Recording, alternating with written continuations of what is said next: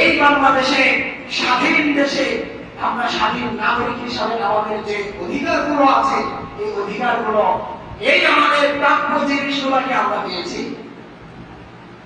ভাববেন নাকি কথা বলতে? আমাদের এই প্রাপ্য, আমাদের হকগুলোকে আমাদেরকে দেওয়া হয়েছে, সঠিকভাবে আমরা আমাদের হক আমরা পাইনি। এই হক আমাদেরকে না দিয়ে আপনি যতই হজ করেন, যতই মক্কা মদিনাতে সফর করেন এবং হজের সময় উঠে যতই যায় নামাজ পড়েন, কোনো লাভ আছে? আর হজের সময় উঠে যায় নামাজ পড়তে পারবেনই বাকি আপনি যায় নামাজটা আপনি রাত্রে তাহাজ্জুদ করার সময় ভোর ক্ষেত্রে নামাজ পড়ে ফেলে রেখে এসেছেন। হজের সময় বাসায় এসে যায় নামাজ পড়তে আপনি কেমন ভাবেন? সুপ্রিয় হাজিরিন, আমার আপনার এই যে হকগুলো, এই যে অধিকারগুলো আপনি যদি না দেন, না দিয়ে আপনি যত আল্লাহ তাআলার কাছে তওবা করেন, আল্লাহ তাআলা আপনাকে মাফ করবে না। সুপ্রিয় হাজিরিন, এখানে একটা বিষয় হলো, দেখেন, কেউ অন্যায় করে যদি অনুশোচনা করে এবং যার কাছে অন্যায় করেছে তার কাছে যদি মাফ চায়, সে যদি মাফ করে দেয়, এই অনুশোচনা করার কারণে আল্লাহ তাআলা তাকে কি করে দিবেন? মাফ করে দিবেন। কিন্তু কিছু অত্যাচারী আছে, কিছু স্বৈরাচারী আছে, ওরা অন্যায় করবে কিন্তু ওরা কি হবে না? অন্যায় প্রকাশ করবে না, অন্যায় করবে, অবিচার করবে, জুলুম করবে, তারপরে ওরা চোরের ভয়ে বড় বড় দিয়ে দেখাবে। এদের সম্পর্ক কার সাথে? একটা জিনিস সংক্ষিপ্তভাবে একটা করি। শয়তান ও আল্লাহ তাআলার কাছে ভুল করেছিল কয়টা? একটা। আল্লাহ তাআলার একটা আদেশও মানে না। আদম আলাইহিস সালামকে চিন্তা করতে বলেছিল, শয়তান মানে নাই, ও যুক্তি দেখাইছিল, আর তার থেকে উত্তম, তাকে সৃষ্টি করেছো মাটি থেকে, আমাকে সৃষ্টি করেছো আগুন থেকে, আগুনের ধর্ম যখন উপরের দিকে ওঠে, আগুন থেকে উত্তম, ওকে কেন আমি চিন্তা করতে যাবো? আল্লাহ তাআলার এই একটা আদেশ শয়তান মানে নাই। শয়তান ভুল করেছিল কয়টা? একটা। আদম আলাইহিস সালাম ভুল করেছিলেন, তিনি শয়তানের ধোঁকায় পড়ে ফল খেয়েছিলেন, তিনি একটা ভুল করেছিলেন। কিন্তু আদম আলাইহিস সালামের এবং শয়তানের মধ্যে পার্থক্য হলো, একটা পার্থক্য আছে। শয়তান একটা ভুল করেছিল, আদম আলাইহিস সালাম একটা ভুল করেছিলেন। ভুল করেছিল শয়তান মার্কা মানুষ যারা, শয়তান যারা, ওদের ক্ষেত্রে কোনো সম্মান নাই। ওদেরকে যদি আপনি চাকরি দেখায়, এই শয়তান এই জালেমদেরকে যদি আপনি প্রশংসা করেন, বেচার হবে কে? আল্লাহ তাআলা। আল্লাহ তাআলা যত ইন্নাকা রাজিব, আল্লাহ তাআলার সাথে প্রস্তুত রয়েছে বিতাড়িত সবচাইতে নিকৃষ্ট মানুষের আল্লাহ তাআলা যাকে বলেছেন নিকৃষ্ট, তার প্রশংসা করা যাবে না। এখানে পার্থক্য হলো একটা। আদম আলাইহিস সালাম ভুল করার পরে ভুল করেছিলেন কার কাছে? আদম আলাইহিস সালাম ভুল করেছিলেন কার কাছে? আল্লাহ তাআলার কাছে। আল্লাহ তাআলার কাছে ভুল করে আল্লাহ তাআলার কাছে আদম আলাইহিস সালাম অনুমান করে খুব বিনয়ী হয় আল্লাহ তাআলার কাছে আদম আলাইহিস সালাম কান্নাকাটি করেছিলেন, কি করেন নাই? করেছিলেন। আল্লাহ তাআলার কাছে ক্ষমা চেয়েছিলেন, আল্লাহ তাআলা আদম আলাইহিস সালামকে ক্ষমা করেছিলেন, কি করেন নাই? আল্লাহ আলাইহিস সালামকে কি করে দিয়েছিলেন? ক্ষমা করে দিয়েছিলেন। শয়তান ভুল করেছিল কার কাছে? আল্লাহ তাআলার কাছে। কিন্তু আল্লাহ তাআলার কাছে কি শয়তান মাফ চাইছে? অনুনয় হয়েছে? বিনয় হয়েছে? এর জন্য শয়তান কি হয়েছে? বিতাড়িত হয়েছে, দূর হয়েছে। আল্লাহ তাআলা শয়তানকে ছোট করেছে।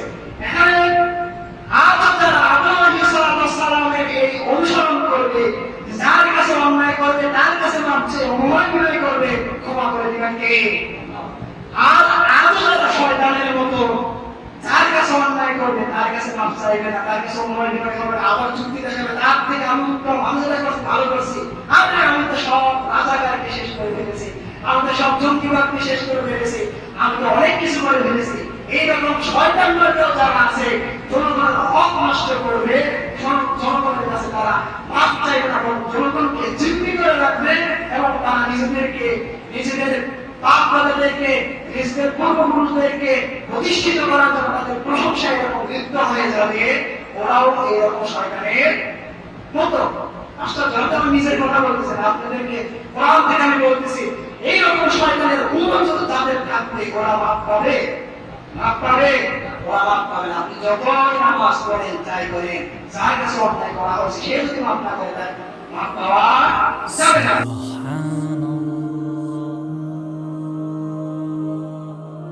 সুপ্রিয় হাজিরিন, আমরা জানি এই গত সপ্তাহে ঘটে গিয়েছে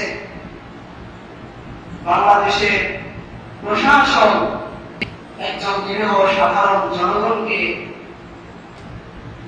থানায় তুলে নিয়ে গিয়ে মাত্র 10,000 টাকা দাবি করে ঘুষ চান্দা দাবি করার তার কাছ থেকে আদায় করতে চায়, কিন্তু সেই বিচারা তাৎক্ষণিকভাবে হয়তো দিতে পারেন নাই, যার নামে রাত ভর নির্মম নির্যাতন করে নিরীহ মানুষটাকে হত্যা করা হয়। এবং এই গত সপ্তাহে ঘটে গেছে অনেক জায়গায়, বাংলাদেশের বিভিন্ন জায়গায় ধর্ষণ, হত্যা। গুগল সার্চ করলে দেখা যায় আমাদের সোনার বাংলা আজ বিশ্বের মধ্যে অন্যতম প্রধান ধর্ষণে চীনা ব্যভিচারে আজ আমাদের বাংলাদেশ পৃথিবীর 1 নম্বর স্থান দখল করে আছে। সুপ্রিয় হাজিরিন, এই যে অধিপতন, এই যে অবিচার, হত্যা, ধর্ষণ, গুম, খুন, স্বৈরাচারিতা, এগুলো কেন হচ্ছে? এগুলোর প্রতিকারী বাকি, এগুলো যারা করছে তাই বা কারা? সুপ্রিয় হাজিরিন, আমরা আমাদের মুসলমানদের ইতিহাস পিছনের দিকে আমরা তাকাইলে আমরা দেখতে পাই এক স্বর্ণযুগ মুহাম্মদ সাল্লাল্লাহু আলাইহি ওয়াসাল্লাম জাহেলি যুগকে ঘুচিয়ে দিয়ে কায়েম করেছিলেন। তো জাহেলি যুগ, যেই যুগে অন্যায় অবিচার বিরাজ ছিল, সেই যুগটাকে স্বর্ণযুগ করা কিসের মাধ্যম দিয়ে হলো? কোন জিনিসগুলোর মাধ্যম দিয়ে হলো? আমরা যদি তাকাই তাহলে দেখতে পাই প্রধান যে জিনিসটা পৃথিবীর জাহেল যুগকে ঘুচাই দিয়ে জাহেল যুগকে লাথি মেরে পৃথিবীর মুখে শান্তি স্থাপন করেছে, সেই জিনিসটার নাম হলো মহাগ্রন্থ আল কোরআন। এই কোরআন যখন পৃথিবীতে এসেছে, কোরআনের রঙে যারা রঙ্গিত হয়েছে, কোরআনের বিচার ফায়সালা যারা কায়েম করেছে, সেই জায়গায় আর জাহেল যুগ থাকে না, সেটা হয়ে গেছে স্বর্ণযুগ। তো আমাদের এই বাংলাদেশ এই জাহেল যুগে পরিণত হয়ে গিয়েছে। এই যুগটাকে যদি খোঁচায়, এই জাহেল যুগটাকে যদি লাথি মেরে দুনিয়া সারা করতে হয়, তাহলেও আমাদেরকে সেই অনুরূপ ভাবে কোরআনের রাত আমাদের ত্যাগ করতে হবে। কোরআনের আলো আমাদের প্রত্যেকটি ঘরে, প্রত্যেকটি মানুষের ভিতরে, এমনকি সংসদীয় অবস্থাতেও আমাদের কোরআনের আলো জ্বালাইতে হবে।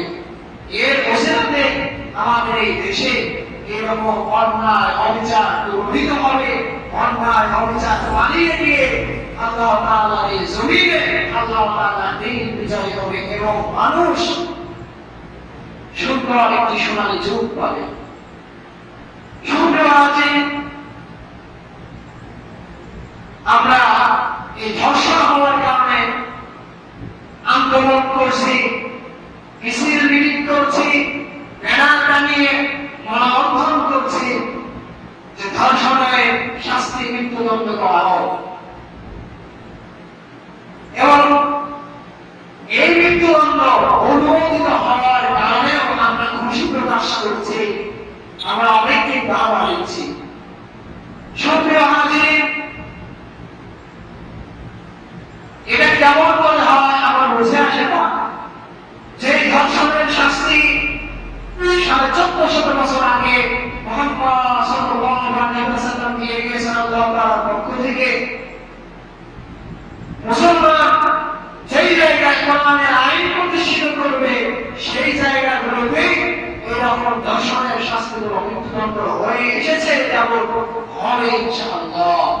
এই জায়গায় একজন মুসলমান ধর্ষণের শাস্তি মৃত্যুদণ্ড দাও, এই চাওয়া, এই স্লোগান আমরা দিতে পারি না।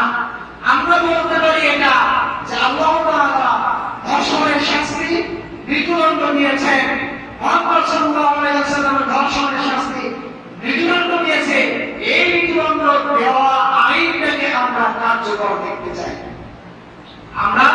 এই কথা বলতে পারি। সুপ্রিয় হাজির, অবশ্যই ধারণা পাওয়ার যোগ্য যারা এই আইনটাকে অনেক দলে হলেও অনুমোদন করেছে, কিন্তু আমরা এখন এটা কার্যকারী দেখতে চাই। সুপ্রিয় হাজির, আল্লাহ তাআলা এরকম আইন অনুযায়ী, আল্লাহ তাআলা কোরআন অনুযায়ী, ইসলামের বিধান অনুযায়ী যারা বিচার ফায়সালা করবে না, আল্লাহ তাআলা ওদের সম্পর্কে সূরা মাইদা 49 নম্বর আয়াতে আল্লাহ তাআলা বলেছেন, وَمَن لَّمْ يَحْكُم بِمَا أَنزَلَ اللَّهُ فَأُولَٰئِكَ هُمُ الظَّالِمُونَ। যারা আল্লাহ তাআলার বিচার ফায়সালা বিচার করবে না, ওরা হলো জালেম। আল্লাহ তাআলার বিচার ফায়সালা হলো দর্শন যারা করবে তাদেরকে হত্যা করে দেওয়া হোক, বিচার যারা করবে তাদেরকে হত্যা করা হোক, হত্যার বদলে হত্যা করা হোক। এইরকম ইসলামে হুকুমাত যতগুলো আছে, এই হুকুম অনুযায়ী যারা বিচার ফায়সালা করবে না, ওরা হলো জালেম। ওরা কি? ওরা জালেম।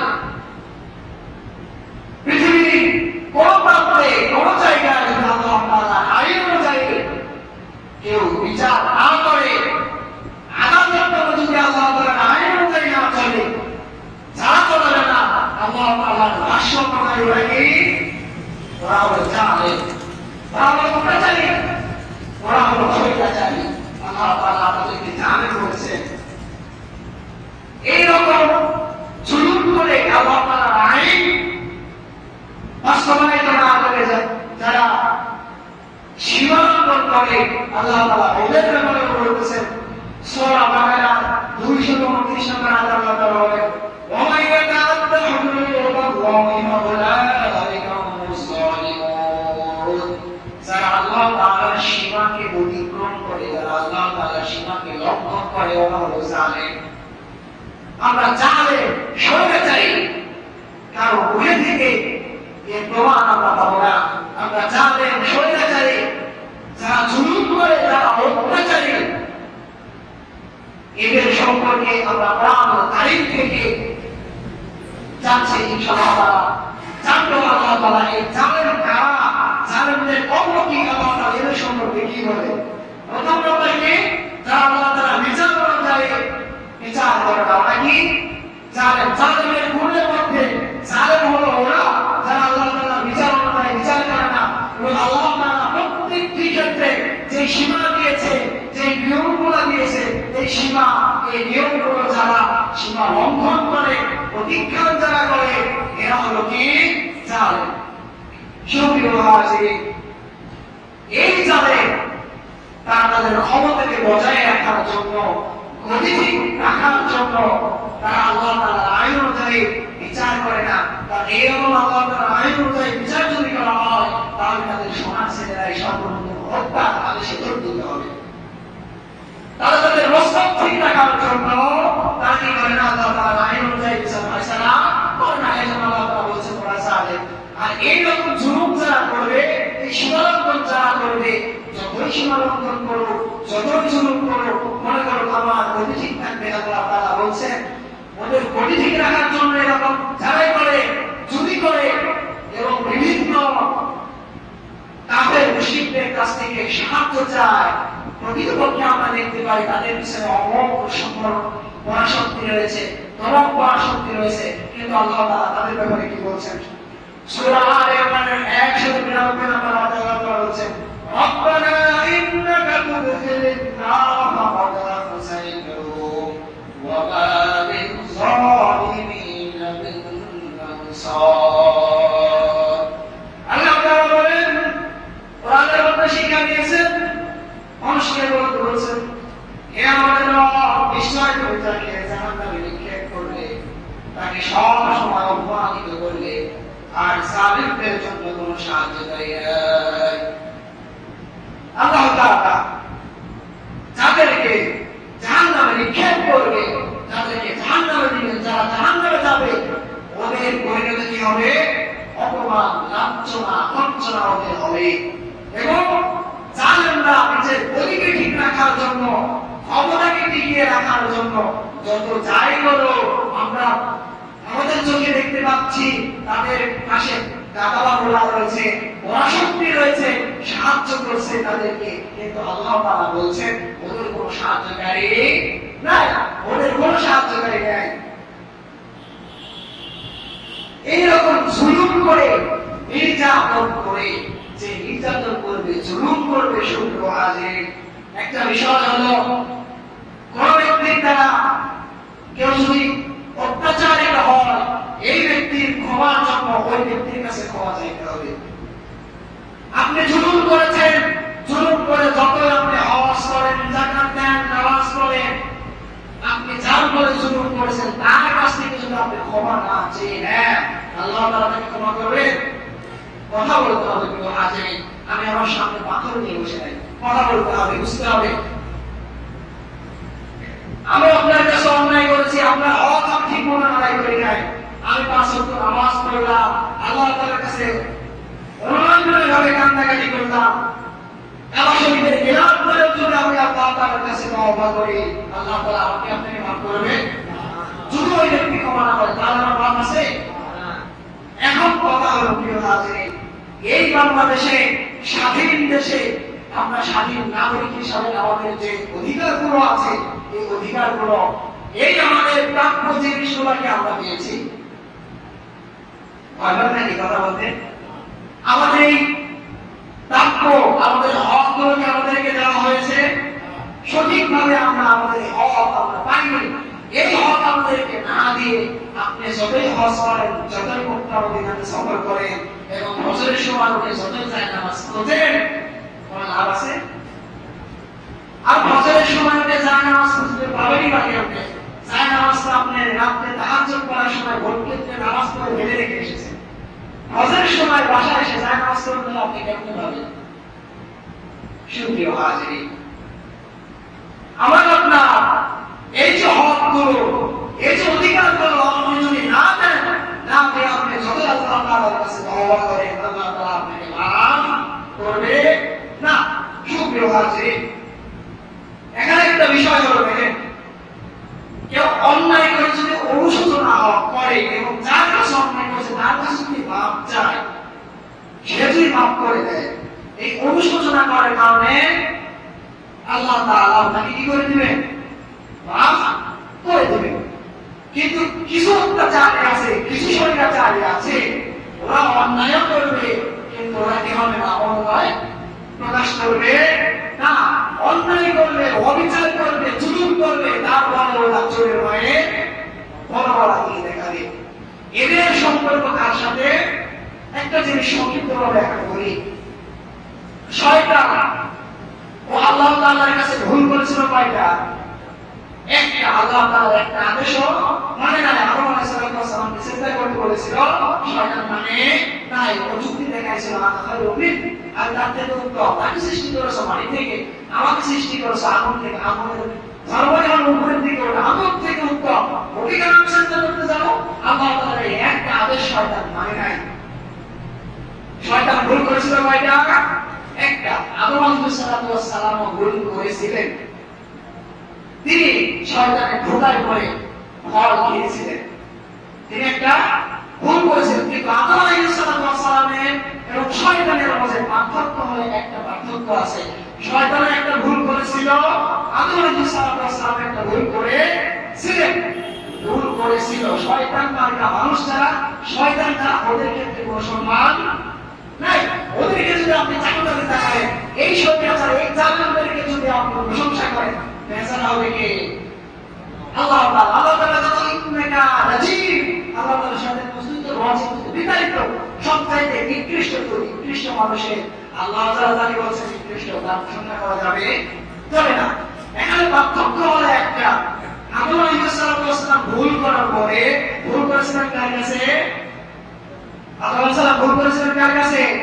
আল্লাহ তাআলার কাছে। আল্লাহ তাআলার কাছে ভুল করে আল্লাহ তাআলার কাছে আদম আলাইহিস সালাম অনুনয় করে খুব বিনয়ী হয় আল্লাহ তাআলার কাছে আদম আলাইহিস সালাম কান্নাকাটি করেছিলেন, কি করেন নাই? করেছিলেন। আল্লাহ তাআলার কাছে ক্ষমা চেয়েছিলেন, আল্লাহ তাআলা আদম আলাইহিস সালামকে ক্ষমা করেছিলেন, কি করেন নাই? আল্লাহ আলাইহিস সালামকে কি করে দিয়েছিলেন? ক্ষমা করে দিয়েছিলেন। শয়তান ভুল করেছিল কার কাছে?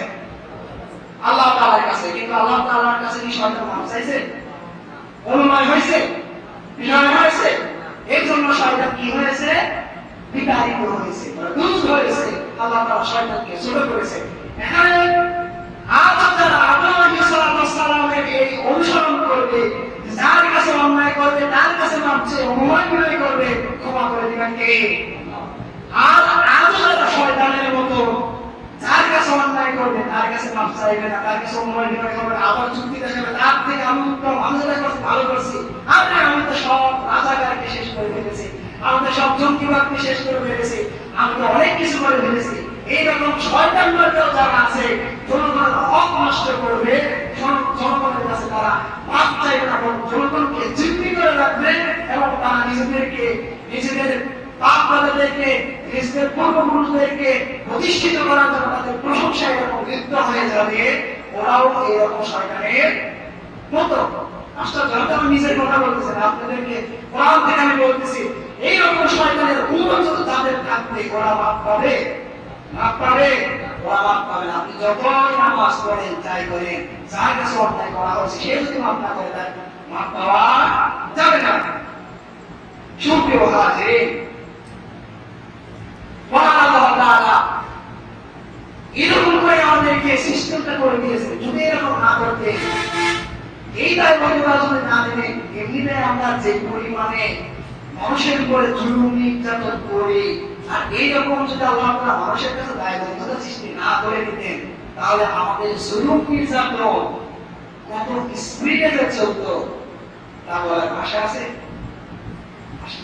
সুপ্রিয় হাজির, মহান আল্লাহ তাআলা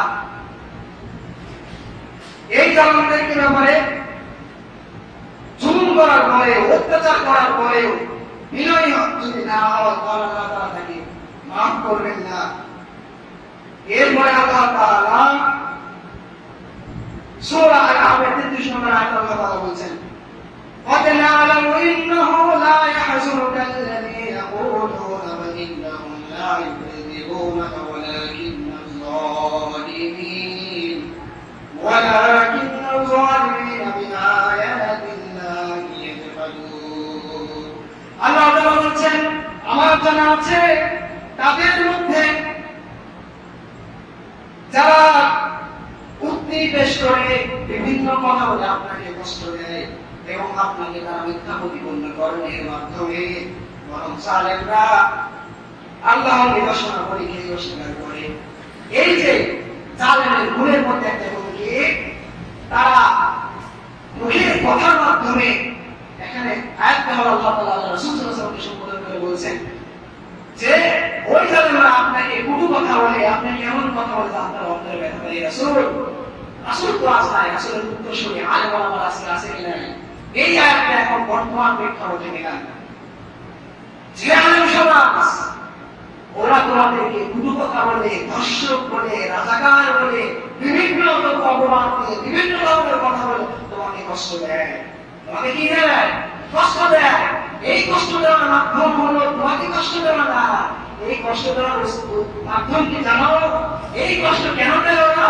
এই কষ্ট মূলত ওরা আল্লাহ তাআলার নিদর্শন, আল্লাহ তাআলার কোরআন, আল্লাহ তাআলার বিচার ফয়সালাকে অস্বীকার করে। তুমি যদি কোরআনের কথা না বলো, তুমি যদি কোরআনের স্পষ্ট বিধানের কথা, প্রতিষ্ঠিত করার কথা না বলো, ওরা তোমাকে কষ্ট দিতে না। ওরা তোমাকে কষ্ট দেয় এই কারণে যে তোমাকে কষ্ট দেয় না, ওরা তোমাকে কষ্ট দেওয়ার মাধ্যম দিয়ে আল্লাহ তাআলা নিদর্শনাবলী, আল্লাহ তাআলার কার্যাবলী, আল্লাহ তাআলা কোরআনের বিধানগুলোকে যেন প্রতিষ্ঠিত না হয়, এইরকম অস্বীকার ওরা করবে। আর আল্লাহ তাআলা বলছেন জালেমরা কি করে? আল্লাহ তাআলা নিদর্শনাবলী কি করে? অস্বীকার করে। বর্তমান আপনি মিলান, আপনি বুঝতে পারবেন প্রিয় হাজিরিন, জালেমরা চায় অপবাদ দিয়ে আলেম ওলামাদেরকে, আগে যে এরকম রাসূল সাল্লাল্লাহু আলাইহি ওয়াসাল্লামকে অপবাদ দিয়ে, পাগল বলে অপবাদ দিয়ে জেলখানায় বন্দী করে সাহাবাদের উপর নির্যাতন নিপীড়ন চালিয়ে ইসলামকে পিটিয়ে দিতে চেয়েছিল, ওই রকম শয়তান, ওই রকম জালেম, ওই রকম স্বৈরাচারী এখনো চায় আলেম ওলামাদেরকে অপবাদ দিয়ে, আলেম ওলামাদেরকে মানুষের মাঝে মিথ্যা বিভ্রান্তিমূলক ভাবে তুলে ধরে ইসলামী আন্দোলনকারী যুব সমাজ মুসলমানদের উপরে ঘর পাথর জেলখানায় বন্দি করে ইসলামী আন্দোলনকে ইসলামটাকে ধামাচাপা দেওয়ার চেষ্টা এখনকার জালিমরা করছে। কিন্তু এই জালিমরা জানে না যে এরকম ধামাচাপা দিয়ে এরকম হত্যা করে খুন করে জেলখানায় বন্দি করে রেখে আল্লাহ তাআলার এই নবী ওয়ারিসদেরকে পৃথিবী থেকে মিটাই দেওয়া যাবে না। আল্লাহ তাআলা সূরা কাউসারের মধ্যে আল্লাহ তাআলা বলেছেন ইন্না শানিআকা হুয়াল আবতার। আল্লাহ তাআলা রাসূল সম্বন্ধে বলেছেন রাসূল আপনাকে ওরা বলে গেছে আপনার সন্তান মারা গেছে, আপনার ভবিষ্যতে কেউ হবে না, খাওয়ার পাথর নির্যাতন নিপীড়ন চলছে, ওরা ভালো চায় যে মুসলমানদের বিশ্বাস করে দিতে। কিন্তু রাসূল আমি বলছি ওদেরকে নির্বংশ করে যাবো, তোমাকে ওরাই নির্বংশ, ওদের কোন উদ্দেশ্যই থাকবে না। বর্তমান সমাজেও যারা আলেম ওলামাদেরকে মিথ্যা অপবাদ দিয়ে জেলখানায় বন্দী করে হত্যা করছে, ফাঁসি দিচ্ছে, ইসলামকে আন্দোলন যারা করতে চায়, ইসলামের বিধান যারা প্রতিষ্ঠিত করতে চায়, তাদেরকে এরকম একচেটে মেরে ধরে নির্বংশ করে দিতে চায়। আল্লাহ তাআলা ওদের পক্ষ হয়ে বলছে ইন্না শানিআকা হুয়াল আবতার, তোমাদেরকে তো নির্বংশ করতে পারবে না, বরং ওই জালিমদেরকে আল্লাহ তাআলা কি করে দিবেন? নির্বংশ করে দিবেন। পৃথিবীতে ইতিহাস যারা জালেম, যারা অত্যাচারী, যারা স্বৈরাচারী, এরা ক্ষমতার মসনদ থেকে ধ্বংস হয়ে যাওয়ার পরে তাদের উত্তরসূরিরা, তাদের রক্ত আর কখনো ক্ষমতায় আসে না। আমাদের দেশের কথা বলি, চাচা এরশাদ, আমরা কেউ কেউ তার ক্ষমতা সঙ্গে ছিলেন, তাই না? চাচা এরশাদ একসময় খুব স্বৈরাচারী ভাবে দেশ পরিচালিত করেছে। চাচা এরশাদের উত্তরসূরি আছে? আছে? কেউ আছে? আল্লাহ তাআলা বলেন ইন্না শানিআকা হুয়াল আবতার। ওরা চায় মুসলমানকে, ইসলামকে একেবারে মিশে শেষ করে দিতে। আল্লাহ তাআলা বলেছেন না, ইসলাম থাকবে, ওদের বংশধর শেষ হয়ে যাবে। ওরা ক্ষমতা শেষ হয়ে যাওয়ার পরে ওদের ক্ষমতায় ওই চেয়ারে বসার মতো কেউ থাকবে। সুপ্রিয় হাজির, ওরা নিজেরা তো জানেন জুলুম করে, আবার করে কি তাদের ওদের সাথে মিশে, কাফেরদের সাথেও মিশে। একা একা তো পারবো না, ওদের মনে ভয় আছে যে ইসলামকে তো মিটানো যাবে না, একা একা তো পারবো। আমরা করে কি আমেরিকা, ভারত, ইসরায়েল বিভিন্ন কাফেরদের সহযোগিতা চায়, ওদের সাথে ওরা মিশে এরপরে আমরা এদেরকে সাইজ করি। আমি যা বলছি কাউকে উদ্দেশ্য করে বলছি না, আমি কোরআনের কথাগুলো আপনাদের সামনে সাবলীলভাবে উপস্থাপন করছি। সুপ্রিয় হাজির, আল্লাহ তাআলা মুসলমানদেরকে নিষেধ করেছেন কাফের মুশরিক এদের সাথে মিশতে। আল্লাহ তাআলা সূরা মাইদা 51 নম্বর আয়াতে আল্লাহ তাআলা বলেছেন ইয়া আইয়ুহাল্লাযীনা আমানু ওয়া লা তাত্তাখিযু ইয়াহুদা ওয়ান নাসারা আউলিয়া বা'দুহুম আউলিয়া বা'দ ওয়া মান ইয়াতাওয়াল্লাহুম মিনকুম ফাইন্নাহু মিনহুম ইন্নাল্লাহা লা ইয়াহদিল কওমাজ যালিমিন। হে বান্দাগণ, তোমরা ইয়াহুদ এবং নাসারাদেরকে তোমরা বন্ধুরূপে গ্রহণ করো না, এবং যারা ওদের সাথে মিশবে তারা ওদেরই অন্তর্ভুক্ত। আর আল্লাহ তাআলা জালেম সম্প্রদায়কে হেদায়েত দেন না, জালেম সম্প্রদায়কে সঠিক পথ দেখান না। এরা মুসলমান, এই জালেমগুলো ইসলাম যাতে প্রতিষ্ঠিত না হয় কি করছে, আমার অপর মুসলমান ভাইদেরকে এরকম ধরা পাকড় নির্যাতন করছে। আবার করে কি আল্লাহ তাআলা নিষেধ করেছেন যে ইহুদি নাসারাদের সাথে মিশো না, ও আবার ইহুদি নাসারাদের সাথেও বন্ধুত্ব করে। তাহলে আল্লাহ তাআলার কথা অনুযায়ী যখন ইহুদি নাসারাদের সাথে, মুশরিকদের সাথে, কাফেরদের সাথে বন্ধুত্ব করেছে, জোট বেঁধে ইসলামকে নষ্ট করে দেওয়ার ষড়যন্ত্র করছে, ও কি আর মুমিন আছে? ও কি আর মুমিন আছে? আল্লাহ তাআলা বলেছেন মিনকু ফাইন্নাহু মিনহুম, নিশ্চয় সে তাদের অন্তর্ভুক্ত হয়ে গেছে, সে ওদের অন্তর্ভুক্ত। আসল দেশে আছে মুসলমান, ওর অন্তর দাদা অন্তর কি রামপাল। সুপ্রিয় হাজির, আল্লাহ তাআলা এইরকম জালেম স্বৈরাচারীদেরকে এই জালেমরা হিদায়াত পাবে না, ওরা অনেক বুদ্ধি খাটাবে। কি করে নামাজ থেকে বিরত করা যায়, কি করে যেমন সবাই ইসলামী বিধান কায়েম করার জন্য মিছিল বের করবে, কি করে সেটা বন্ধ করা যায়, কি করে ওই আলেমটাকে জেলখানায় বন্দী করা যায়, ওই আলেমটাকে ফাঁসি দেওয়া যায়, যে আলেম ডাক দিলে লক্ষ লক্ষ মানুষ আছে ইসলাম প্রতিষ্ঠিত করার জন্য। এরকম বিভিন্ন ধরনের ষড়যন্ত্র ওরা করে। ওরা করে কাফেরদের সাথে হয়েও। কিন্তু যতই কৌশল করুক, আমরা দেখতে পাচ্ছি হয়তো আমরা নিষ্পেষিত হয়ে যাচ্ছি, কিন্তু আল্লাহ তাআলা বলছেন, আল্লাহ তাআলা সূরা আলে ইমরানের 54 নম্বর আয়াতে আল্লাহ তাআলা বলছেন, ওয়ামাকারু ওয়ামাকারাল্লাহু ওয়াল্লাহু খায়রুল মাকিরিন। আর চক্রান্ত করছে, তারা চক্রান্ত করছে, আর আল্লাহ কৌশল অবলম্বন করছে। অবশ্যই আল্লাহ তাআলা হচ্ছেন সুকৌশলী। আল্লাহ তাআলা কি সুকৌশলী? হয় কোনো কারণ নাই ছবিও হাজির যে এরকম অবস্থা। এখন সত্য কথা বললে আমাকে তো অবস্থা খারাপ করে দিলে, ওরা তো এরকম করে ফেলেছে, ভয় কোনো ব্যাপার আছে? ওরা চক্রান্ত করে, ওরা বিভিন্ন ধরনের রাস্তা ওরা বের করছে, কিন্তু আল্লাহ তাআলা বলছে ওরা চক্রান্ত করে, আল্লাহ তাআলা কৌশল অবলম্বন করবে। সুবহানাল্লাহ। আল্লাহ তাআলার সাথে কৌশল অবলম্বন করে কেউ পারবে? কেউ পারবে? এই মা আমাদেরকে রাখতে হবে সুপ্রিয় হাজির। তাহলে তুমি শুনে রাখো, যতই আল্লাহ তাআলা নিদর্শনাবলীকে ছলে বলে যুক্তি দিয়ে মিথ্যা প্রতিপন্ন করতে চাও, জ্ঞান করতে চাও, তুমি সফলতা হবে না। আল্লাহ তাআলা তোমার সম্পর্কে বলছেন, জানেন তুমি শোনো, যতই স্বৈরাচারী করো, যতই কমিটিক রাখার জন্য যত অবলম্বনই করো না কেন, দাদাবাবুকে রামবাবুদের সাথে যতই মিলে হত্যার রাজনীতি করো না কেন, খুনের রাজনীতি করো না কেন, তুমি সফলতা হবে না। এই কথা আবার না, এই কথা কোনো আলেম বলবেন না, এই কথা শুনে আল্লাহ তাআলা বলছেন। আল্লাহ তাআলা সূরা আনামের 21 নম্বর আয়াতে আল্লাহ তাআলা বলছেন, ওয়ালামি আযলামু মিম্মান ইফতারা আলাল্লাহি কাযিবা আও কাযযাবা বিআয়াতিহি ইন্নাহু লা ইফলিহুল যালিমুন। ওয়ামান আযলামু, ওই থেকে বড় জালেম আর কে হতে পারে যে আল্লাহর অপবাদ আরোপ করে অথবা তার নিদর্শনগুলিকে মিথ্যা বলে? নিশ্চয় জালেমরা সফলতা হবে না। ওর থেকে বড় জালেম, ওর থেকে বড় স্বৈরাচারী, ওর থেকে বড় নাফরমান কে? যে আল্লাহ তাআলা নিদর্শনাবলী, আল্লাহ নিদর্শনাবলী কি? আল্লাহ তাআলা যতগুলো নিদর্শনাবলী আছে, সব নিদর্শনাবলীর মধ্যে সব থেকে উত্তম নিদর্শনাবলী কি? কোরআন। সব থেকে উত্তম নিদর্শন কি? কোরআন। এই কোরআন পৃথিবীতে প্রতিষ্ঠিত হোক, এই কোরআন পৃথিবীতে চলুক, মানুষের কোরআনের আওতায় আসুক। ওরা চায় না, ওরা অনেকভাবে মিথ্যা কথা বলে আল্লাহ তাআলার নিদর্শনাবলীকে মিথ্যা প্রতিপন্ন করতে চায়। কোরআন দিয়ে হবে না, এটা জঙ্গি, এটা বড়তা, এটা দিয়ে করা যাবে না। ওরা বিভিন্ন ধরনের সল বলে, কৌশলে কি করে, এরকম মানুষের মাঝে মুস্তাফা করে। আল্লাহ তাআলা বলেন, ওরে বড় জালেম, ওরে শয়তান, তুমি যতই এরকম কৌশল করো না কেন, যতই রামবান্দের সহযোগিতা করো না কেন, যত চাই কিছু করো না কেন, আল্লাহ তাআলা বলছে, ও জালেম, তুমি সফলতা হতে পারবে না। কথাকার ক্ষমতা টিকিয়ে রাখার জন্য প্রশাসন ব্যবহার করে, প্রশাসনের চরিত্র হরণ করেও যারা এরকম স্বৈরাচারিতা করছে, জালেমগিরি করছে, জুলুম করছে, এরা যাই করুক না কেন, যত কৌশল অবলম্বন করুক না কেন, জালেমরা তো সফল হবে না।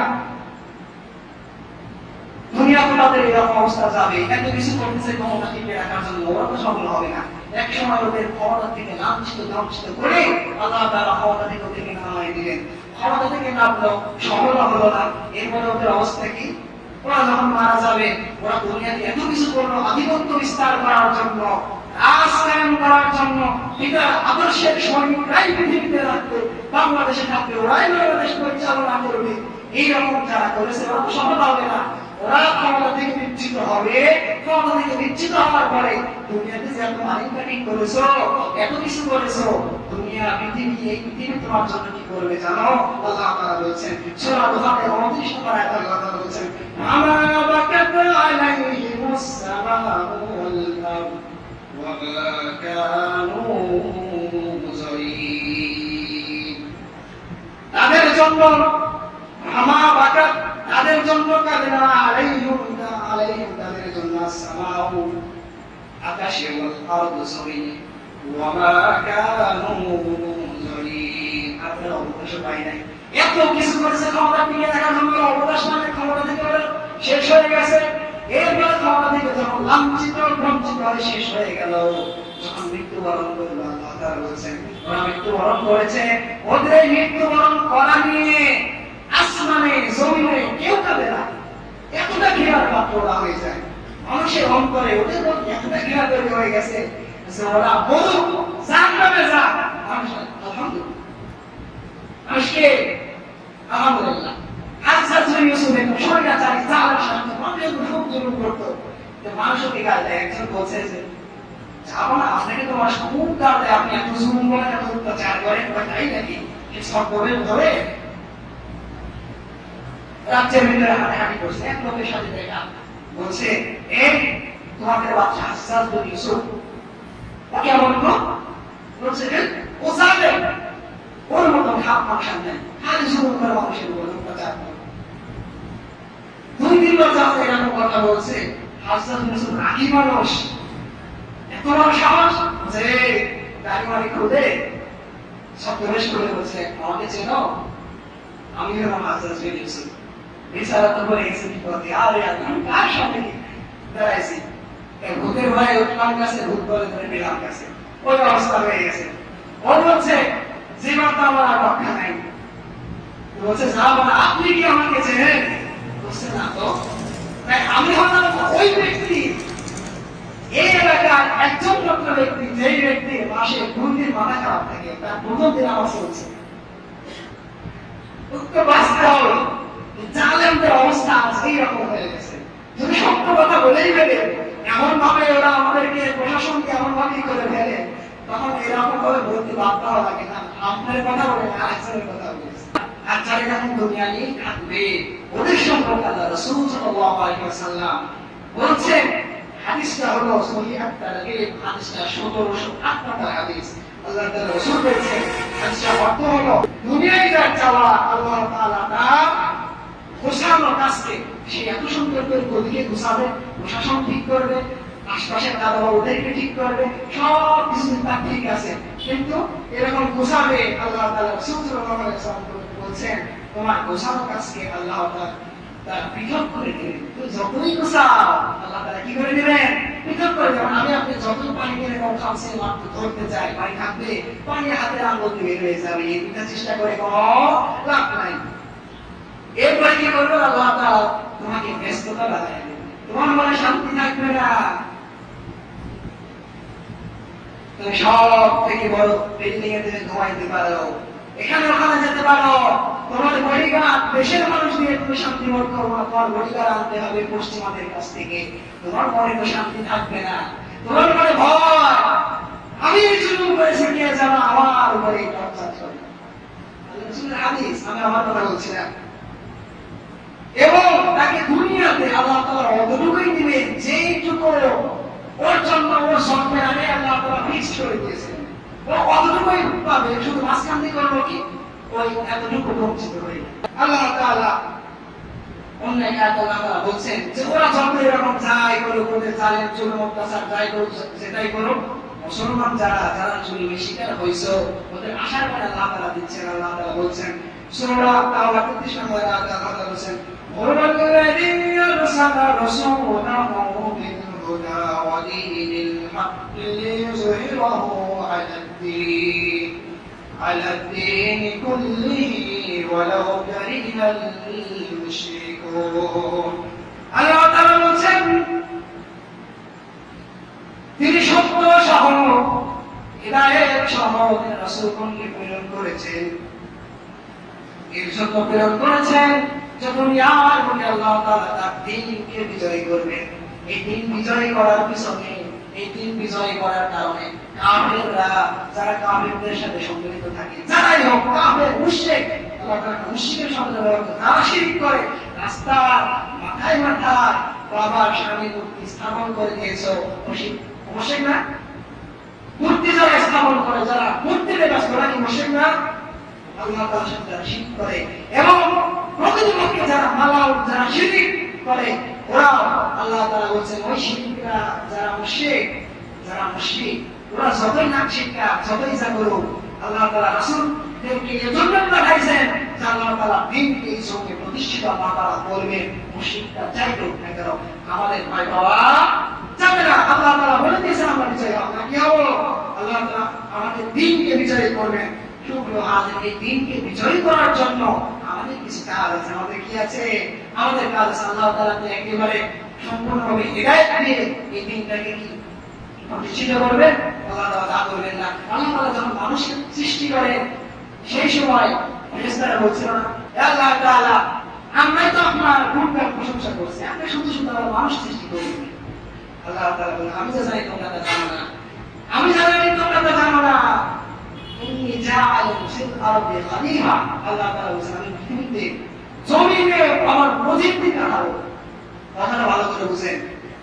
জমিনে এসে যদি সুবহানাল্লাহ, আলহামদুলিল্লাহ, খালি নামাজ আর এই বৃষ্টি বৃষ্টি কথা এইগুলো দিয়েই যদি হতো, তাহলে আল্লাহ তাআলা ফেরেশতারা কি করতেছিল?